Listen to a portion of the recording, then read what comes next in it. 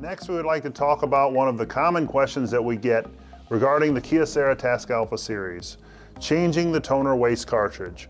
Oftentimes when customers change the toner waste cartridge, they might have an issue. Here's your old cartridge.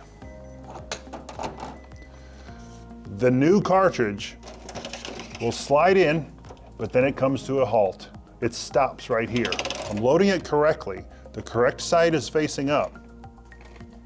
But when you push this cartridge in, it stops and you cannot close this.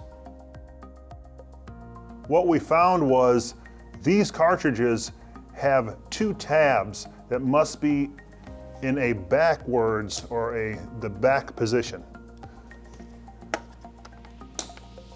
This will slide in. If either one is forward, and just one back and one forward, whatever the case, it will refuse to slide into the machine. With both of those tabs back, and they're both back now, that will easily slide into the machine.